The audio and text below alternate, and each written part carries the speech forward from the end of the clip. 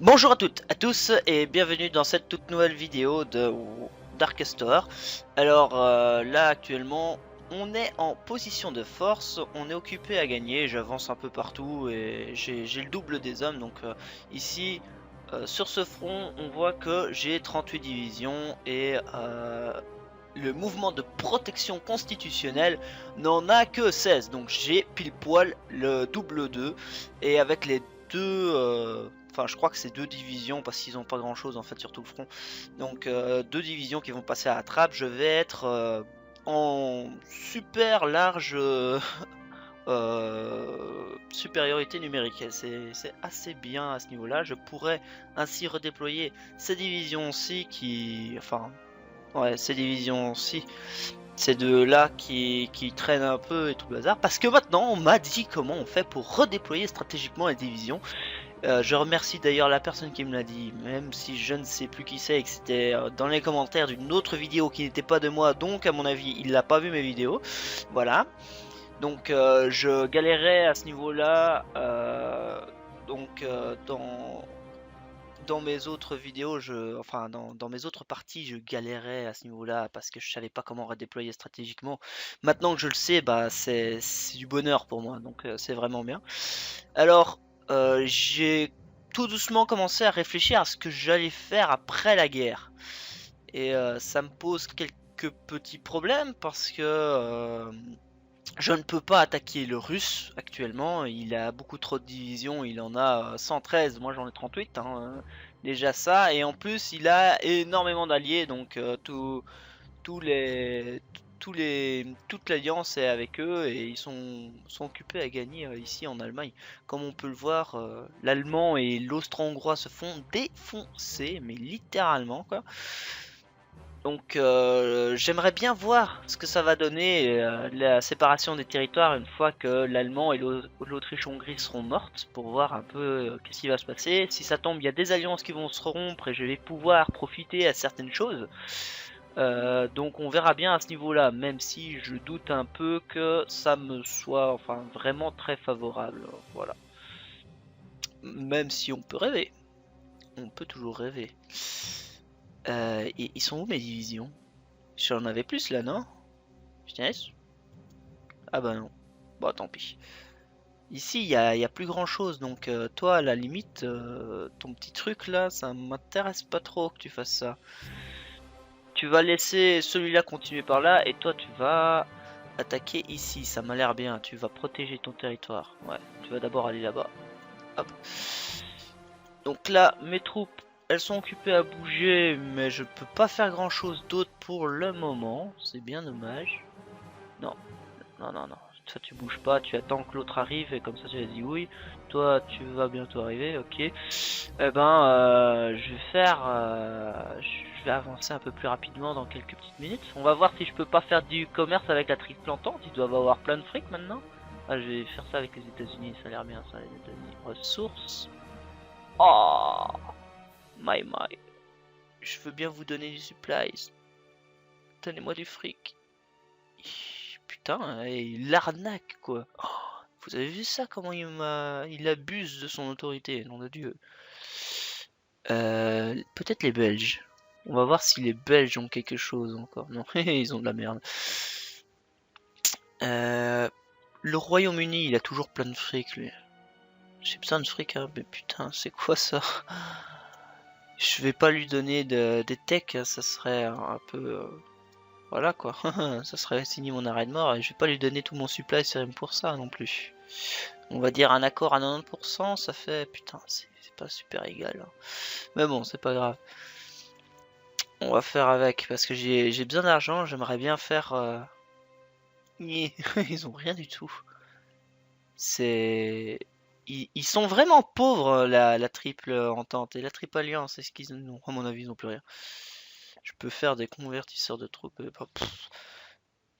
Je peux faire plein de trucs qui me servent à rien actuellement. Si c'est pas génial ça.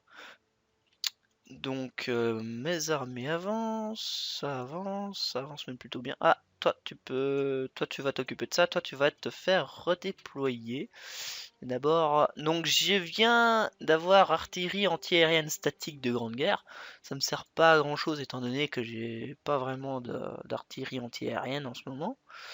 Donc on est en 1918, en janvier 1918, mais peut-être de l'infanterie de montagne que je devrais faire. Qu'est-ce qui serait intéressant? L'hôpital? Non. Un industriel? Ça sera un gros tech crush de faire ça. Ça pourrait être pratique quand même. Tir analogique ou machine machin chose. Décryptage. Machine de chiffrement. Ah, ça peut être intéressant, machine de chiffrement. Ouais, allez, on va faire une machine de chiffrement. Juste pour le fun, hein, comme ça. Voilà, voilà.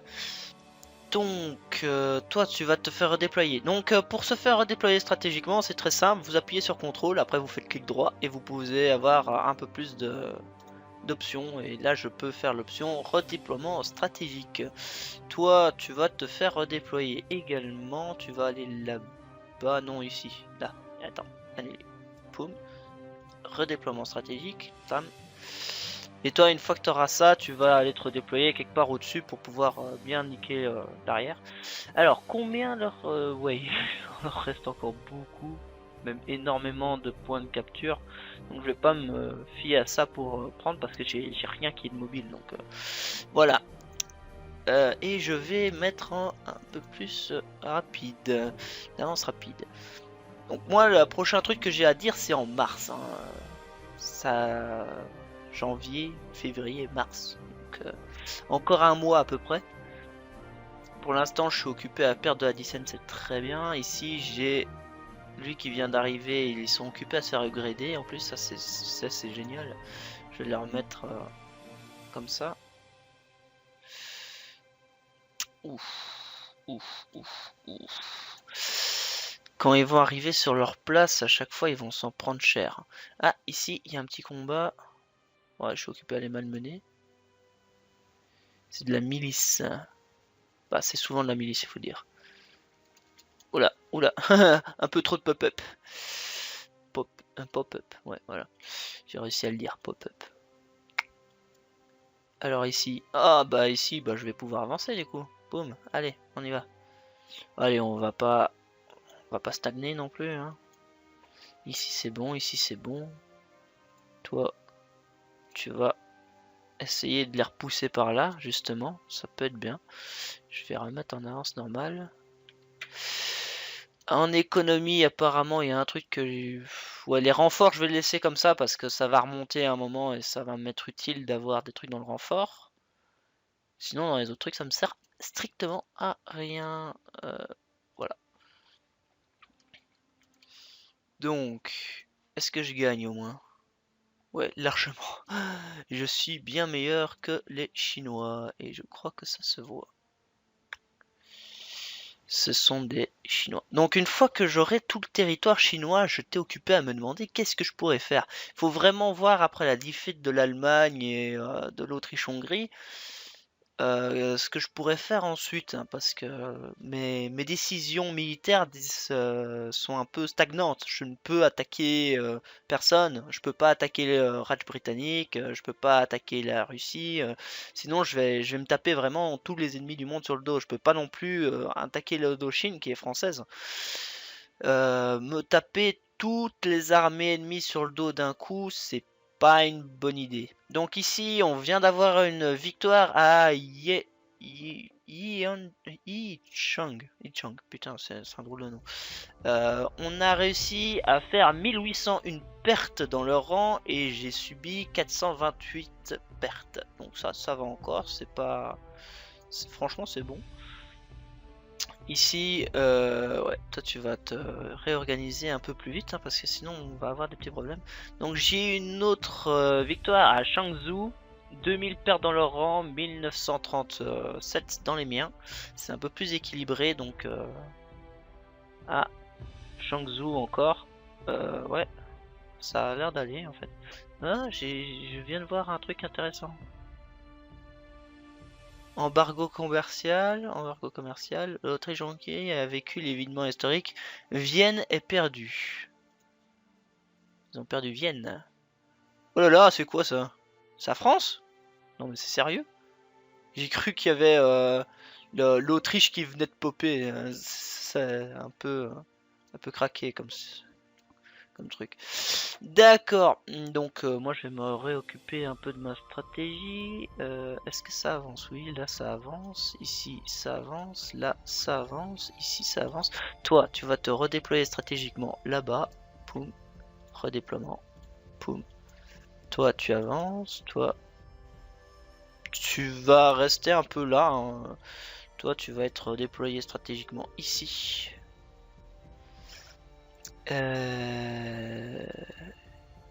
Ouais, je suis un peu bloqué à cause du ravitaillement, hein. Ma descent m'a fait un peu prendre des 17% de descent derrière les rangs ennemis. Enfin, derrière mes lignes, c'est pas génial, hein. Il faudrait vraiment que j'aille de la garnison pour pouvoir en foutre un peu partout. Malheureusement, comme on peut le voir, mon économie a du mal à tourner. Et il va falloir très rapidement que je fasse énormément d'usines si je veux pouvoir plus tard retourner en guerre contre une grosse faction. Sinon, je suis un peu dans la merde. Ok, lui il est arrivé là. Toi, tu vas où? Ok. Bah, toi, tu sers plus à rien du coup, hein. Tu vas aller là. Toi, tu vas attaquer ici. Alors, Yunchang, c'est toujours au même endroit, hein. Ils essayent de faire des résistances comme ça dans des points. Voilà, ça leur servira pas à grand chose. Mais ils peuvent toujours espérer quelque chose, hein. Voilà. Ici, j'ai toujours ma petite enclave sur le territoire ennemi que je suis occupé à bien exploiter, hein. Comme on peut voir, lui, il a du chemin à faire quand même. Donc c'est assez pratique. Ça récupère presque pas de... Ça a quoi comme infrastructure ici? Ah ouais, 10%, d'accord. D'accord, d'accord, d'accord. Bon, bah je vais mettre un peu plus vite, sinon ça sert un peu à rien. On est en février 1918. Ça va bientôt être la reddition de l'Allemagne, hein, théoriquement. Théoriquement. On voit que mes victoires sont plutôt écrasantes, hein. On peut dire que la Chine ne tient pas vraiment, enfin les Chinois ne tiennent pas vraiment contre moi, ce qui est très bien. Très bien pour moi, un peu moins bien pour eux. Ici, remettez votre organisation au max. Là, bah, ça a l'air d'être bon, on va commencer à avancer, hein. Toi, tu avances, toi, tu avances, toi, tu vas avancer là-bas, et toi, tu vas récupérer le territoire qui s'était rebellé. C'est très bien. Franchement, je suis devenu fan, hein, du bouton redéploiement stratégique pour n'importe quelle unité, c'est de l'eau bénie pour moi, hein. Tiens, j'ai l'impression de... Ouais, j'ai un peu bugué sur le coup. J'améliore mes artilleries, c'est très bien. Faut savoir que là, toutes mes divisions de... Euh, oula, ça a fait mal ici. Bah, c'est pas grave. Donc il faut savoir que toutes mes divisions de d'infanterie que j'ai pour l'instant sont normalement avec des canons. Ah non, seulement les nouvelles en fait. Ouais, seulement les nouvelles, il faudra que je mette des trucs aux autres. Et aussi toutes les divisions de garnison ont aussi également des trucs comme ça. Donc toi tu vas avancer là, ensuite tu vas me fermer cette boucle et ensuite tu vas me détruire la division qui est là. Ça me semble très bien ça. Ici il va descendre. Attends, toi tu vas passer par là, donc toi, poum. Tu vas me faire ça, ça, ça. Toi tu vas juste aller là. T'as pas besoin de... Ouais, c'est bon. On va faire une belle petite ligne, je crois.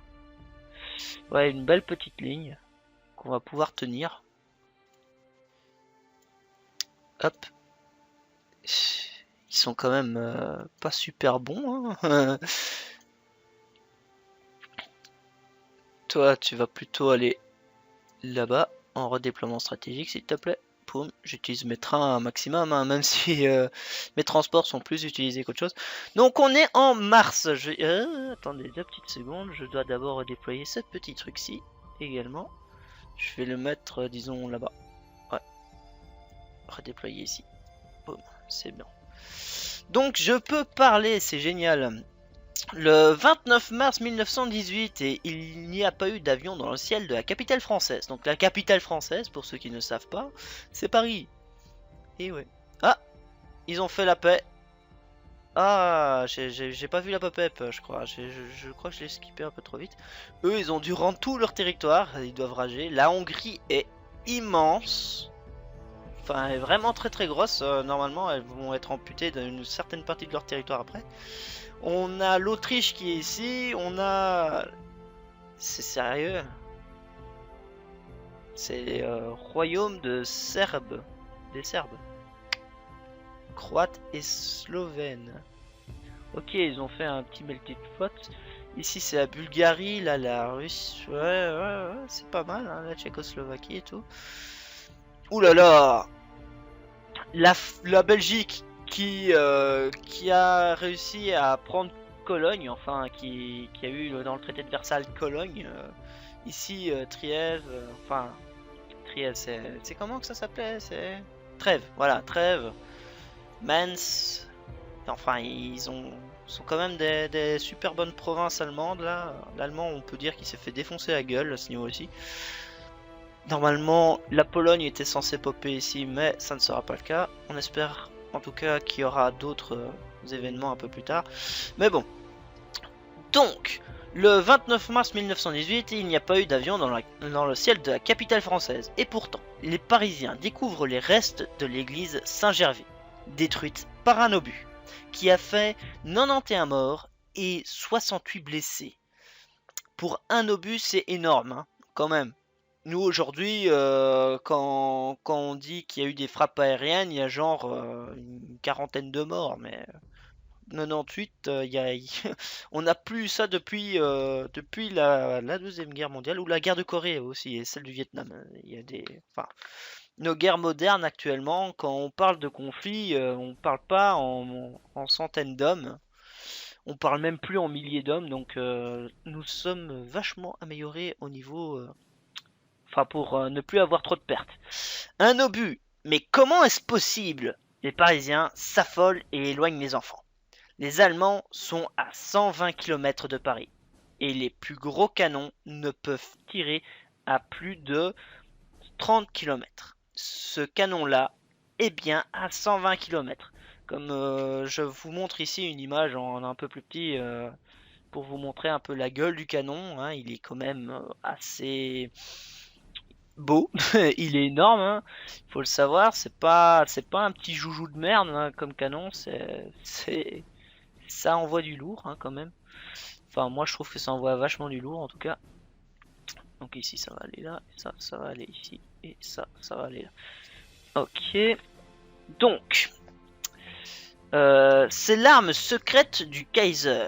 Un monstre composé de 3 canons soudés bout à bout, le Pariser Cannon, que les Parisiens appelleront la Grosse Bertha, du nom de la fille de celui qui les a construits, l'industriel Krups.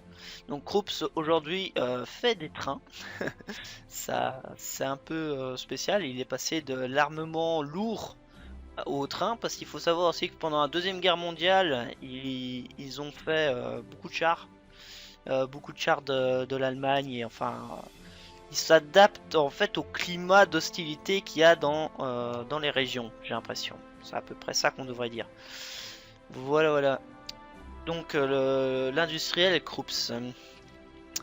Plus au nord, Canadiens et Australiens évacuent les civils. La situation est telle que les Britanniques, les Français et les Belges décident de réunir leurs forces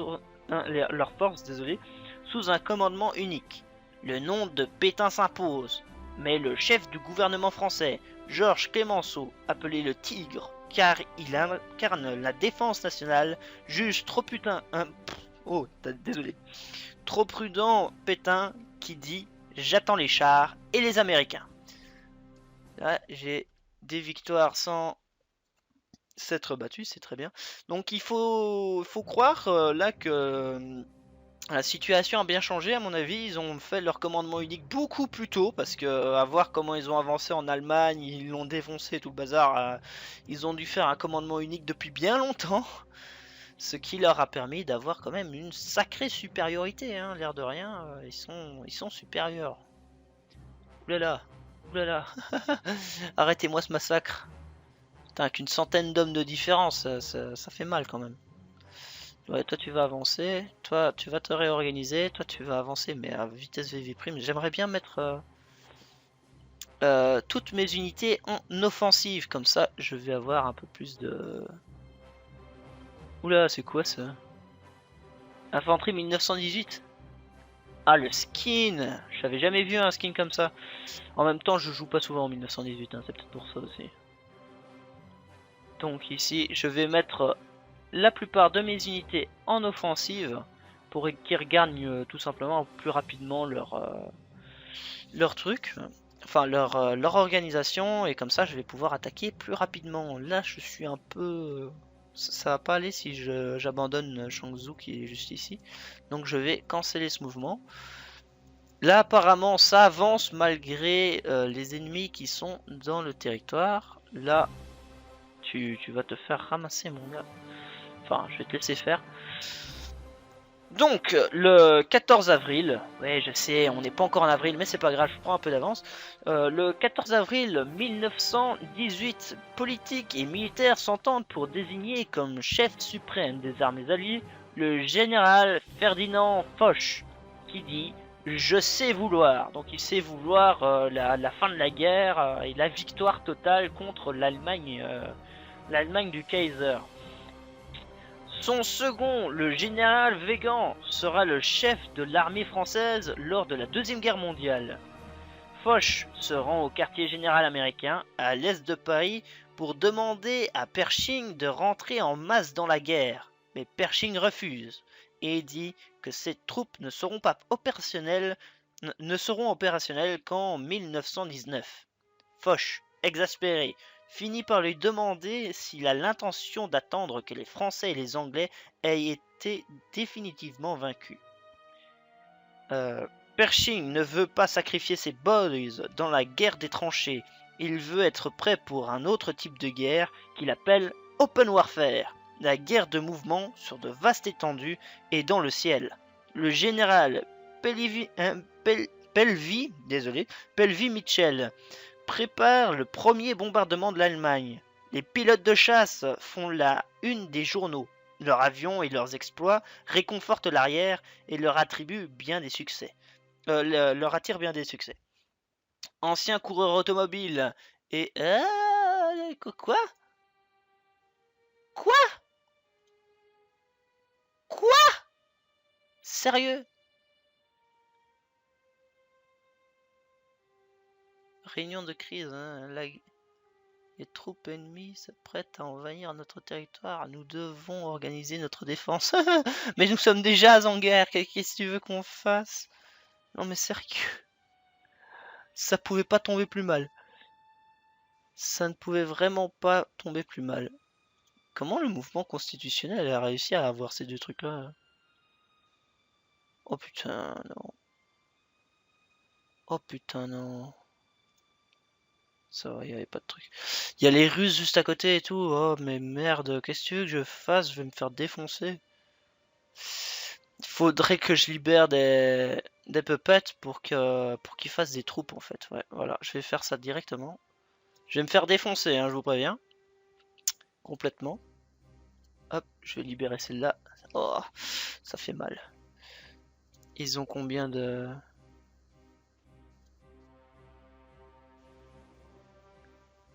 Ils ont aucune industrie. Qu'est-ce que tu veux qu'ils fassent? Mon adieu. Ah, 4 industries. Putain, c'est que dalle. Je sens que je vais me faire défoncer. Ouais. Bah, je crois que ça va être la fin de notre série sur ce jeu, hein, tout simplement, parce que je ne peux pas tenir contre eux. Manchukuo, libéré aussi. Allez, je vais diriger leurs armées et vous avez intérêt à en chier de l'armée. Exercer le contrôle militaire. Hop.